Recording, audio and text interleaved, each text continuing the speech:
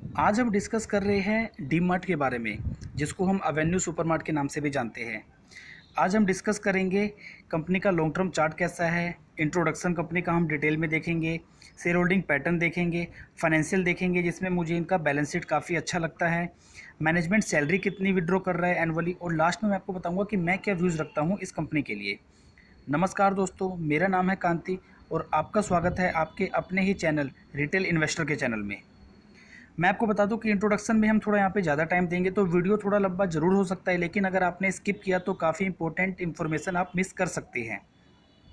अगर इंट्रोडक्शन की बात करते हैं तो आप देख सकते हैं 2002 में ये स्टार्ट हुआ था, फाउंडेड बाय राधा किशन दमानी। अगर राधा किशन दमानी का आपको बैकग्राउंड नहीं पता है तो एक मिनट में हम ये देख लेते हैं कि राधा किशन दमानी कौन है। Radha Kishan Damani is an Indian billionaire investor, business and the founder of DMart. As of February 2020, Damani is the second richest person in India after Mukesh Ambani. ये अपना एक पोर्टफोलियो भी मैनेज करते हैं, his investment firm Bright Star Investment limited.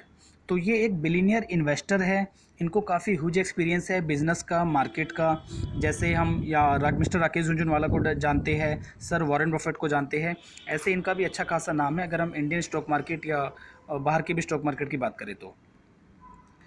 अब इसके अगर हम बात करते हैं, अगर आप दिल्ली एनसीआर में रहते हैं तो शायद आपने डीमार्ट का नाम नहीं सुना होगा, मतलब स्टोर आपने नहीं देखे होंगे। डीमार्ट के जो मेन स्टोर्स है ये है महाराष्ट्र, आंध्र प्रदेश, तेलंगाना, तमिलनाडु, कर्नाटका, उत्तर प्रदेश, आप देख सकते हैं। इसके अगर हम टोटल नंबर ऑफ़ स्टोर्स की बात करते हैं तो एज पर जून 2020 डेटा इनके लगभग 214 स्टोर्स हैं, और जो कि अगस्त लास्ट में 216 स्टोर्स हो गए हैं। इन स्टोर्स के बारे में मैं एक चीज़ आपको क्लियर कर दूं, इनके स्टोर्स ज़रूर कम है। अगर हम वहीं पे देखते हैं कि बिग बाज़ार के कितने स्टोर्स हैं, जो कि 290 है, वो हम आगे डिस्कस करेंगे। तो मिस्टर दमानी का एक जो पॉजिटिव पॉइंट है कि उनको डेट पे बिल्कुल भी भरोसा नहीं है, वो डेट नहीं लेते हैं, डेट उनको पसंद नहीं है।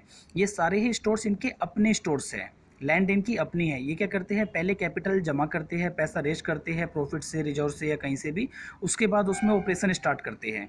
तो सारी ही प्रॉपर्टीज इनकी अपनी है, जो कि एक कैपिटल एप्रिसिएशन यानी प्रॉपर्टी एप्रिसिएशन की भी इनको वैल्यू वहाँ पे इंक्रीज होती रहती है। कल को मान लो इनको कोई सेल भी करना हो प्रॉपर्टी तो अच्छा खासा रेवेन्यू इनको मिलेगा, क्योंकि डे बाई डे प्रॉपर्टी यहाँ पे एक लॉन्ग टर्म में हमें अच्छा रिटर्न देती है। अब हम बात कर लेते हैं इसके कंपटीशन की। तो अभी डीमार्ट को जो मेन कंपटीशन मिल रहा है वो मिल रहा है रिलायंस से, और जब से रिलायंस ने जियो मार्ट स्टार्ट किया है, जो कि इनको ऑनलाइन ऑर्डर दे रहे हैं, एंड इससे पहले रिलायंस ने बिग बाज़ार को एक्वायर किया है। अगर मैं बिग बाज़ार के स्टोर्स की बात करूं, जैसे मैंने आपको बताया 290 स्टोर्स है बिग बाज़ार के, एंड रिलायंस रिटेल की बात करो तो लगभग मोर देन 700 स्टोर्स है, यानी दोनों को अगर मर्ज कर दें हम तो मोर देन 1000 स्टोर्स है रिलायंस के पास, और इनके पास है लगभग 216, जो कि ये क्वार्टर ऑन क्वार्टर देगा जा इंक्रीजिंग। तो ऐसा नहीं है कि रिलायंस का बिग बाज़ार से मर्जर या फ्यूचर रिटेल फ्यूचर ग्रुप से मर्जर के बाद या फिर रिलायंस ने जियो मार्ट स्टार्ट कर दिया तो डी मार्ट ख़त्म हो गया, ऐसा बिल्कुल नहीं है। अगर हम यहाँ पे ऑर्गेनाइज रिटेल सेक्टर की बात करें इंडिया में, वो केवल 7-8% का पेनिट्रेशन है अभी, यानी 100 में से केवल 7-8 लोग ही यहाँ पे ऑर्गेनाइज वे में जाके सुपरमार्ट से गुड्स खरीदते हैं। अगर हम नेक्स्ट 3 इयर्स का देखें तो यहाँ पे प्रोजेक्शन है कि ये इंडस्ट्री मोर देन 200% से ग्रो करेगी, यानी अगले 3 सालों में ये 17-18% का पेनिट्रेशन हो जाएगा, जो कि अगर हम डेवलप्ड कंट्री यूएस वगैरह की बात करें तो वहाँ पे लगभग 50% का पेनिट्रेशन रहता है ऑर्गेनाइज रिटेल का। तो हम देख सकते हैं कि ग्रोथ पोटेंशियल यहाँ पे काफ़ी हाई है। सभी कंपनीज यहाँ पे सर्वाइव करेगी, चाहे वो रिलायंस हो या डीमार्ट हो या और भी कंपनी जैसे ट्रेंट हो गई, आदित्य बिरला फैशन हो गई, जिसका जैसा साइज है वो उसके अकॉर्डिंग यहाँ पे प्रॉफिट कमाएगी। क्योंकि देखिए कंपटीशन मार्केट में हमेशा रहेगा। अगर हम आईटी कंपनी की बात करें तो टीसीएस मार्केट लीडर है, इन्फोसिस मार्केट लीडर है, इसका ये मतलब नहीं कि एचसीएल अर्न नहीं करेगी वहाँ पे प्रॉफिट, टेक महिंद्रा के पास कोई क्लाइंट नहीं आएंगे, विप्रो के पास क्लाइंट नहीं होगा, या एलएनटी इन्फोटेक काम नहीं करेगी, प्रॉफिट नहीं कमाएगी, ऐसा नहीं है। बैंक की बात करें तो एचडीएफसी चलेगी, आईसीआईसीआई नहीं चलेगी, कोटक के पास कस्टमर नहीं होंगे, एक्सिस बैंक को कस्टमर नहीं मिलेंगे, ऐसा नहीं है। तो मार्केट में जब भी कंपटीशन बढ़ता है, हेल्दी कंपटीशन होता है, तो एक कस्टमर्स को भी अच्छा एक प्रॉफिट इसका मिलता है, उनको प्राइसेस यहाँ पे काफ़ी कॉम्पिटिटिव देखने को मिलते हैं। एक चीज़ मैं और आपको बता दूँ, इसके कॉम्पिटिटिव एडवांटेज की अगर हम बात करते हैं तो जैसा मैंने आपको बताया इनके अपने स्टोर्स है सारे, तो इनका जो प्राइस ऑफ गुड्स है, जो सेलिंग प्राइस है, वो कम रहता है कंपैरिजन टू रिलायंस या फिर बिग बाज़ार, क्योंकि इनके अपने ही सारे स्टोर्स है तो उनका खर्चा कम है, कोई रेंट का खर्चा नहीं है, और डेट तो कंपनी पे है ही नहीं, ना के बराबर डेट है, तो कोई इंटरेस्ट का भी खर्चा नहीं है। अब हम बात करते हैं कंपनी के लॉन्ग टर्म चार्ट के बारे में। कंपनी का लॉन्ग टर्म चार्ट यहाँ पे काफ़ी अच्छा है। लगभग ये 300 रुपये का शेयर यहाँ पे इशू हुआ था मार्च 17 में, जो कि अभी हमें 2100 का देखने को मिल रहा है। यानी पिछले 3 सालों में इसने आपको लगभग 6 से 7 गुना पैसा बना के दिया है। तो ये दिखाता है कि लॉन्ग टर्म इन्वेस्टर यहाँ पे वेल्थ क्रिएट कर सकता है एक लंबे टाइम में बने रहने से।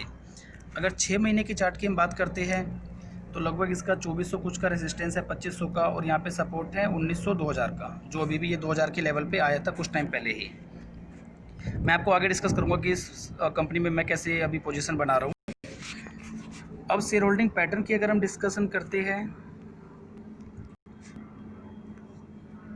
तो शेयर होल्डिंग पैटर्न भी इसका काफ़ी अच्छा है। जून 20 में प्रमोटर का स्टेक 75% था, जो कि 79.7 था दिसंबर 19 में, क्योंकि ये रेगुलेटरी रिक्वायरमेंट था। सेबी की गाइडलाइंस है कि अपने स्टेक को प्रमोटर को 75 के अंदर करना है, तो उन्होंने किया है ये स्टेक कम। तो ऐसा नहीं है कि प्रमोटर ने इंटेंशनली शेयर बेचे हैं, ऐसा कुछ नहीं है।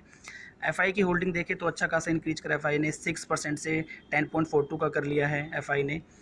म्यूचुअल फंड की होल्डिंग देखते हैं तो इंक्रीज हुआ है। ईयर ऑन ईयर की बात करें, क्वार्टर ऑन क्वार्टर जरूर है थोड़ा सा डिक्रीज हुआ है। तो आप देख सकते हैं शेयर होल्डिंग पैटर्न भी काफ़ी स्ट्रॉन्ग है। अब इसके हम फाइनेंशियल पे भी थोड़ा नज़र मार लेते हैं। अगर क्वार्टरली रेवेन्यू की बात करें, सेल्स की बात करें, तो लगभग मार्च 20 में ये 6200 करोड़ था, जो कि डाउन होके जून 20 में लगभग 4000 करोड़ हो गया। क्यों? क्योंकि यहाँ पे लॉकडाउन चल रहा था, हमने देखा है। अप्रैल मई में यहाँ पे ना के बराबर ही चीज़ें बिक रही थी, केवल असेंशियल गुड्स ही, फूड्स वगैरह के ही यहाँ पे सेलिंग हो रही थी और प्रोडक्शन हो रहा था। और अगर प्रॉफिट देखा जाए तो 271 करोड़ से ड्रास्टिकली डिक्रीज होकर 40 करोड़ हुआ। जैसा मैंने आपको बताया, केवल असेंशियल गुड्स ही था, जहाँ पे इनके नॉन असेंशियल गुड्स जैसे हाउस होल्ड आइटम हो गए, बैग वगैरह हो गए, और जो भी नॉन असेंशियल आइटम है इनकी सेलिंग हुई नहीं, इसीलिए इसका प्रॉफिट ड्रास्टिकली गिरा है। अगर हम एनुअल प्रॉफिट एंड लॉस की बात करते हैं तो मार्च 19 में लगभग 20,000 करोड़ था, जो कि इंक्रीज होके मार्च 20 में लगभग 25,000 करोड़ हो गया, 20,000 करोड़ से। इसके बाद अगर नेट प्रॉफिट के देखते हैं, 900 करोड़ से इंक्रीज होकर 1300 करोड़ हो गया। तो ईयर ऑन ईयर आप देख सकते हैं प्रॉफिट भी इसका अच्छा खासा जंप हो रहा है। बैलेंस शीट आप देखेंगे, रिजर्व इनके पास है 10,500 करोड़ का, टोटल बैलेंस शीट का साइज है 12,000 करोड़ का। तो आप देख सकते हैं लगभग यहाँ पे 80% प्लस इनके पास रिजर्व है, यानी कर्जे वाली तो कोई बात है ही नहीं। Current liability 700 crore, other liability 270 crore. ये छोटे मोटे एक्सपेंसेस जो कंपनी को इमीडिएट टाइम पे पेमेंट करनी है, जैसे कुछ माल खरीदा है, सैलरी वगैरह की पेमेंट है, कोई टैक्स वगैरह का पेमेंट है, तो लायबिलिटी ना के बराबर है। जो भी इनका बैलेंस शीट का साइज है वो लगभग रिजर्व है। शेयर कैपिटल भी आप देख सकते हैं 647 करोड़ है। फिक्स्ड असेट की बात करें तो लगभग half of the balance sheet size is fixed assets, 6,200 crore के फिक्स्ड असेट है, जो कि मैंने आपको बताया कि लैंड प्रॉपर्टी में भी इनका अच्छा खासा इन्वेस्टमेंट है अपने स्टोर्स के तौर पे। करंट असेट 2300 करोड़, तो बैलेंस शीट इनका काफ़ी अच्छा मुझे लगता है। इसके बाद अगर हम इसके वैल्यूएशन की बात करते हैं तो लगभग 2560 रुपये इसका हाई है, 1700 रुपये लो है, तो लगभग ये अपने मिड लेवल पे चल रहा है। वो हम आगे डिस्कस करेंगे कि इसमें पोजीशन मैं अभी कैसे बना रहा हूँ। मार्केट कैप आप देख सकते हैं काफ़ी लार्ज है, 1,36,000 करोड़, एक लार्ज कैप साइज की कंपनी है। पी रेशियो 128, ये पी रेशियो आपको इसका हमेशा हाई मिलेगा। जब भी हम एफएमसीजी इंडस्ट्री की बात करते हैं, चाहे वो HUL हो, नेस्ले हो, उनका भी पी रेशियो 70, 80, 90 के अराउंड रहता है। एवेन्यू का भी अभी 128 है, लेकिन जैसे जैसे प्रॉफिट बढ़ेगा तो पी रेशियो ये कम होगा, क्योंकि पी रेशियो प्रॉफिट पे ही डिपेंड करता है, जो कि इनका डिक्रीज होकर 40 करोड़ का रह गया है, इसलिए काफ़ी इंक्रीज हमें देखने को मिल रहा है। लेकिन ये हमेशा आपको 80-100 के अराउंड ही मिलेगा। अगर आप चाहे कि ये मेरे को 25-30 के पी पे मिल जाए जैसे दूसरी कंपनी अवेलेबल होती है, तो ये शायद नेक्स्ट टू इम्पॉसिबल है। इंडस्ट्री पी आप देख सकते हैं लगभग 100 का इंडस्ट्री पी है। अब मैनेजमेंट सैलरी की बात करें तो ये मेरे को काफ़ी पॉजिटिव पॉइंट लगता है कि मैनेजमेंट केवल 9 करोड़ की सैलरी विड्रॉ कर रहा है आउट ऑफ 160 करोड़ की जो सीलिंग है as per companies act. Financial year 19-20 की हम बात कर रहे हैं, तो ये दिखाता है कि मैनेजमेंट को कितना ट्रस्ट है अपने कंपनी के परफॉर्मेंस पे, अपनी कंपनी के ग्रोथ पे। अब इसमें अगर मैं अपनी व्यूज़ दूँ आपको एज अ डिस्क्लोजर, ये मेरे लॉन्ग टर्म पोर्टफोलियो में शामिल था पहले भी, आज भी है और आगे भी रहेगा। इसमें 2000 के लेवल पे हम अपना इन्वेस्टमेंट स्टार्ट कर सकते हैं। अभी भी चाहो तो आप थोड़ा इन्वेस्टमेंट कर सकते हो। जैसे जैसे ये नीचे जाएगा हम इसमें और एवरेज करते रहेंगे, क्योंकि ये एक कैश जनरेटिंग मशीन है, कोई दिक्कत वाली बात नहीं है। इसमें आप लॉन्ग टर्म के लिए इन्वेस्ट कर सकते हैं। शॉर्ट टर्म में ये 2, 4, 10% गिर जाए तो कोई बहुत बड़ी बात नहीं है। वीडियो आपको अच्छा लगा हो तो वीडियो को लाइक कीजिए, चैनल सब्सक्राइब नहीं किया हो तो सब्सक्राइब करके बेल आइकन को भी प्रेस कर दीजिए, ताकि जब भी मैं कोई नया नोटिफिकेशन जब नया वीडियो अपलोड करूं तो आपको नोटिफिकेशन उसका टाइम टू टाइम मिलता रहे। अगर मेरा आप swing strategy, swing positional trading देखना चाहते हैं, मैं कैसे प्रॉफिट अर्न कर रहा हूँ रेगुलर इंटरवल्स पे स्टॉक मार्केट से, तो नीचे आप कमेंट बॉक्स में कमेंट कर सकते हैं। मेल आईडी मेरा मेंशन है, कॉन्टैक्ट नंबर मेरी टीम का मेंशन है। मिलते हैं आपसे अगले वीडियो में, तब तक के लिए नमस्कार।